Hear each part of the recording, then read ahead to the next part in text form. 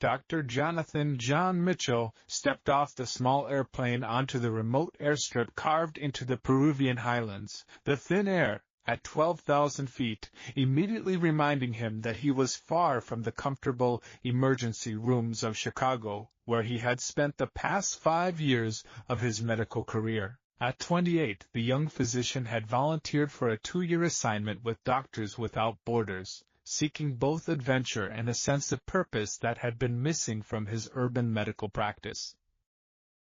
John's journey to the Andes had begun with professional restlessness and a growing sense that modern medicine, for all its technological sophistication, was missing something essential about healing. Despite his success as an emergency physician at Northwestern Memorial Hospital, he felt increasingly disconnected from his patients and frustrated by a healthcare system that seemed to prioritize efficiency over genuine care. The opportunity to work in rural Peru, providing medical services to indigenous communities that had limited access to modern healthcare, had seemed like the perfect antidote to his urban disillusionment.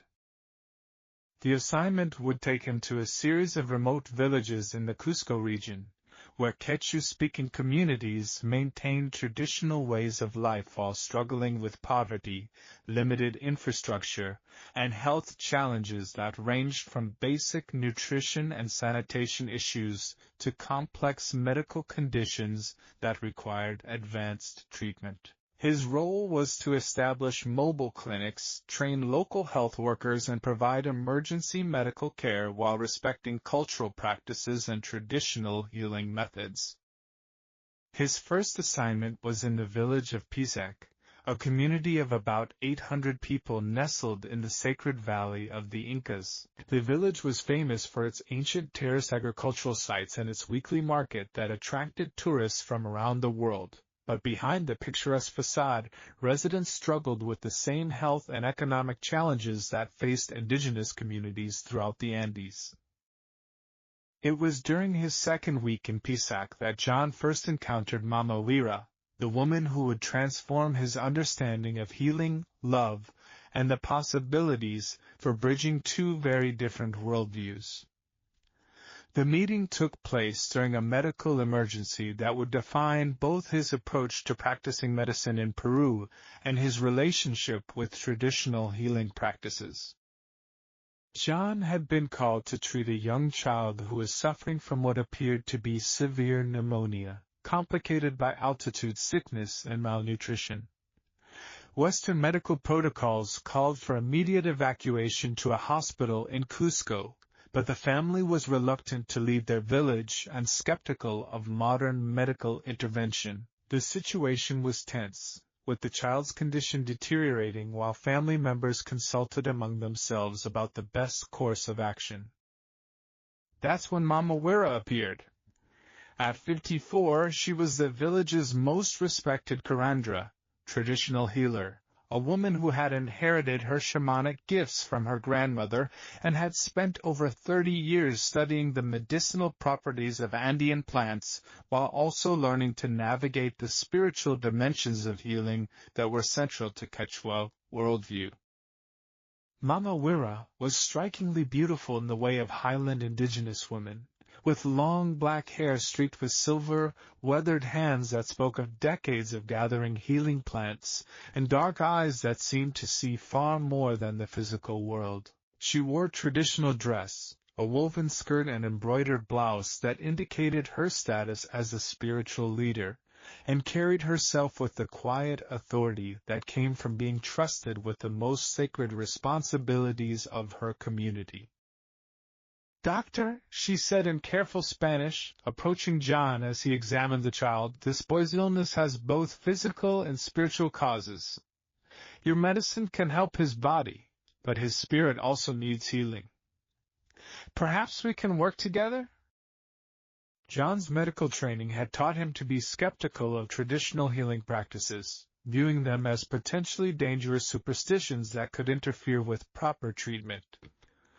However, something about Mama Wira's calm presence and obvious concern for the child made him pause and reconsider his approach. "What do you suggest?" John asked, curious despite his scientific skepticism. What followed was a remarkable collaboration that lasted through the night. Mama Wira performed traditional cleansing ceremonies while John administered antibiotics and respiratory support. She prepared herbal remedies that complemented his medical interventions, while also conducting spiritual healing rituals that seemed to comfort both the child and his anxious family. By morning, the child's condition had stabilized dramatically. John's medical training told him that the antibiotics and supportive care had been responsible for the improvement, but he couldn't ignore the fact that the combination of approaches had been more effective than either might have been alone. "Your medicine is powerful," Mama Wira told him as they sat together watching the sun rise over the sacred valley. "But medicine that only treats the body sometimes misses important aspects of illness. In our tradition, we understand that people get sick when their relationship with nature, community, or the spirit world becomes unbalanced." John found himself deeply intrigued by her perspective and her obvious knowledge of both medicinal plants and human psychology. Over the following weeks, as he continued his work in Pisac, he began seeking out opportunities to observe and learn from Mama Wira's healing practices. What he discovered challenged many of his assumptions about medicine and healing.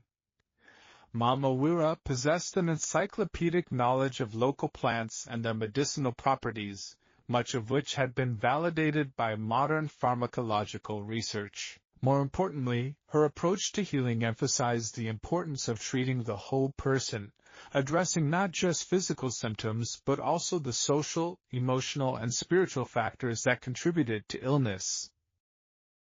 "You have good hands for healing," Mama Wira observed during one of their collaborations, "but your training has taught you to see sickness as an enemy to be fought rather than as a message about imbalance that needs to be understood and addressed." As months passed and John's respect for traditional healing practices grew, his relationship with Mama Wira deepened beyond professional collaboration. She began including him in ceremonies and rituals that were normally restricted to community members, teaching him about the spiritual dimensions of healing while learning about modern medical techniques that could complement traditional approaches. John was fascinated by Mama Wira's wisdom and her ability to navigate between ancient traditions and contemporary realities. She had never received formal education in the Western sense, but her knowledge of human nature, medicinal plants, and healing practices was more sophisticated than anything he had encountered in medical school. More surprisingly, John found himself developing romantic feelings for this remarkable woman who was so different from anyone he had ever known. The age difference was significant. She was 54 to his 28. But her vitality, intelligence, and spiritual depth made her more attractive to him than any woman he had previously encountered. The turning point came during the celebration of Inti Raymi, the traditional festival of the sun that marked the winter solstice in the southern hemisphere. John was invited to participate in the 4-day celebration not as an observer but as a community member, an honor that reflected his acceptance by the villagers. The festival included elaborate ceremonies that connected participants to their ancestors, the natural world, and the spiritual forces that governed life in the Andes. Mama Wira served as one of the primary spiritual leaders, conducting rituals that blessed the community and ensured good fortune for the coming year. On the final night of the festival, as families gathered around fires to share stories and traditional foods, Mama Wira approached John with obvious nervousness and excitement. "Dr. John," she said in the mixture of Spanish and English she had been learning from him, "I need to speak with you about something that has been troubling my heart." John's pulse quickened as he sensed the direction this conversation might take. "I have developed feelings for you that go beyond friendship or professional collaboration," Mama Wira continued. "I know this may seem impossible because of our age difference and our very different backgrounds, but I wanted you to know that you have touched my heart in ways I did not expect." John was moved by her courage and honesty. "Mama Weary, I'm honored by your feelings, and I have to tell you that I've developed deep feelings for you as well. But I'm concerned about the differences between us, not just our ages, but our cultures, our languages, our entire ways of understanding the world." Mama Weary's response reflected the wisdom that had made her a respected spiritual leader. Differences can be bridges if we approach them with respect and willingness to learn. You have shown that you can appreciate our ways without trying to change them. I have learned that your medicine and your heart both seek to heal. Perhaps together we can create something that honors both traditions. The conversation that followed was unlike anything in John's experience. Mama Wara explained that she had discussed her feelings with the village elders and her own spiritual guides, who had given their blessing to a relationship that could serve to bridge traditional and modern healing approaches. "In our tradition," she told him, "love is seen as a force that can heal not just individuals, but entire communities. If our union can help bring together the best of both healing traditions, it serves a purpose larger than our personal happiness." John requested time to consider the implications of such a relationship, and Mama Wira graciously agreed to give him space for reflection. Over the following weeks, he found himself examining every assumption he had held about love, cultural differences, and the direction his life and career should take. The practical challenges were significant. Their age difference meant they were at very different life stages with different energy levels and life experiences. The cultural gap required learning not just language and customs, but entirely different ways of understanding reality, health, and human relationships. More importantly, John was beginning to understand that he had fallen in love not just with Mama Wira as an individual, but with her way of approaching life, her deep connection to nature and community, and her vision of healing that integrated physical, emotional, and spiritual dimensions. After a month of careful consideration and extensive conversations with both Mama Wara and community leaders, John made a decision that surprised everyone who knew him. He would complete his Doctors Without Borders assignment, but then remain in Peru permanently, establishing a practice that combined modern medical techniques with traditional healing approaches. The engagement announcement was made during a special ceremony that honored both Western and Quechua traditions. Village elders blessed their union while acknowledging the challenges they would face in bridging two very different cultures and approaches to healing. The wedding ceremony was a week-long celebration that showcased the best of Andean cultural traditions, held in Pisac with participation from communities throughout the Sacred Valley. Traditional Catholic elements were blended with pre-Columbian spiritual practices and contemporary celebrations that reflected the couple's commitment to honoring multiple traditions. John found himself learning not just wedding rituals, but the deeper spiritual meanings behind each element. The offering to Pachamama, Mother Earth, represented their commitment to living in harmony with nature. The sharing of coca leaves symbolized their respect for traditional wisdom. The blessing ceremonies connected their union to the spiritual forces that governed life in the Andes. The first year of marriage required significant adjustments for both partners. John had to learn not just to navigate a romantic relationship with an older woman from a completely different culture, but to adapt his entire approach to medical practice to incorporate spiritual and emotional dimensions of healing. Mama Wara had to adjust to being married to someone whose worldview had been shaped by scientific rationalism and Western individualism, while also helping him understand the community obligations and spiritual responsibilities that came with being married to a curandera. Each partner brought unique strengths to their relationship. John's medical knowledge and access to modern pharmaceuticals enhanced Mama Wara's ability to treat complex conditions, while her understanding of traditional healing methods and spiritual practices expanded his definition of effective medicine. The most surprising development came when Mama Wari became pregnant at age 55, 18 months after their wedding. Both partners had assumed that children were not a possibility given her age, but traditional Indian medicine included practices that could support fertility even in older women. "I cannot believe we are going to have a child," Mama Wara confided to the village midwife, who had been her teacher in traditional women's medicine. "Inti, the sun god, has blessed your union with new life," the midwife replied. "This child will be a bridge between worlds, carrying both ancient wisdom and modern knowledge."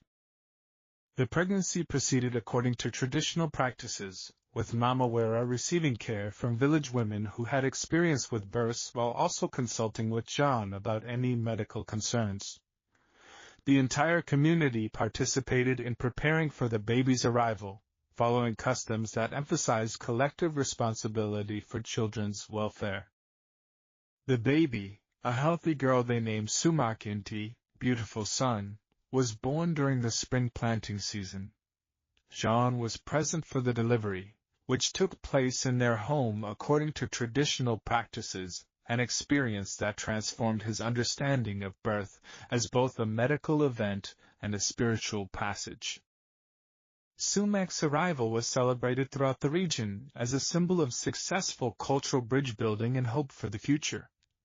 The child represented both modern medical knowledge and traditional healing wisdom while being firmly rooted in the Andean culture that would shape her upbringing. 2 years later, to everyone's amazement, Mama Were gave birth to a son they named Amaru John Serpent John, honoring the traditional symbol of wisdom and transformation along with his father's name.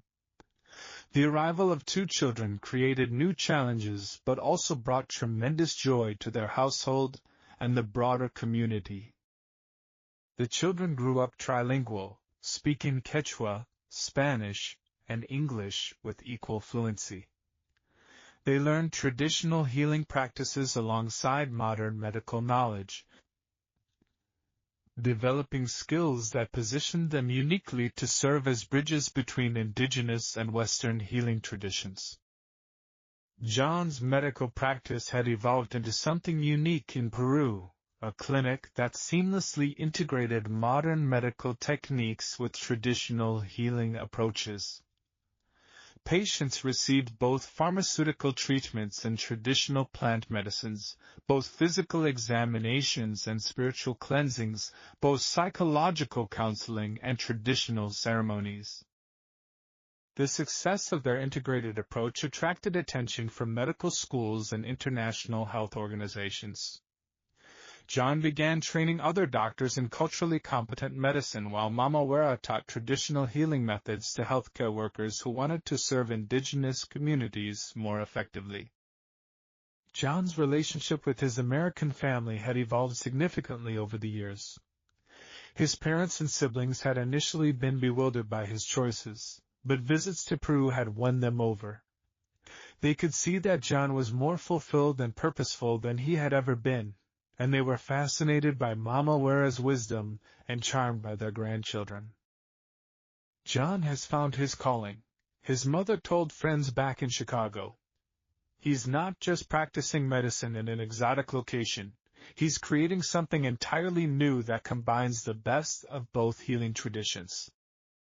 The cultural impact of their work had been substantial, serving as a model for integrating traditional and modern healing approaches throughout Latin America.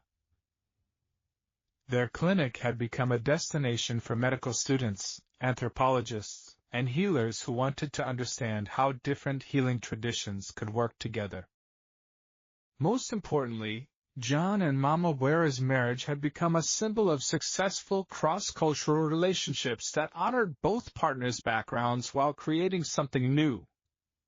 their story demonstrated that meaningful love could develop across differences in age, culture, and worldview when approached with genuine respect and commitment to mutual learning.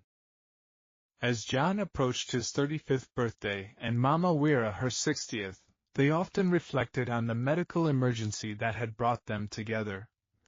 What had begun as a clash between different healing philosophies had evolved into a partnership that honored both scientific knowledge and traditional wisdom. The children playing in their garden spoke languages that connected them to both Chicago medical centers and Andean healing traditions. They moved between stethoscopes and sacred plants with equal comfort, embodying the successful integration of healing knowledge that their family represented. Mama Wira had been recognized by the Peruvian government as a national treasure for her work in preserving traditional healing knowledge, while John had been appointed to serve on international committees developing protocols for integrating traditional and modern medicine in developing countries. When I first came to Peru, John told a medical journal interviewing him about integrated healing approaches, "I thought I was bringing advanced medicine to people who needed it. Instead, I learned about healing, about the importance of treating the whole person, and about the fact that love can bloom between the most unlikely partners when hearts are open to unexpected possibilities." Mama Wira often reflected on how their relationship had enhanced rather than threatened her role as a traditional healer. John brought knowledge and resources that have allowed our traditional medicines to help more people, while our marriage has shown the community that we can embrace useful innovations without abandoning our cultural identity. The extended community emphasized the positive impact of their unconventional family.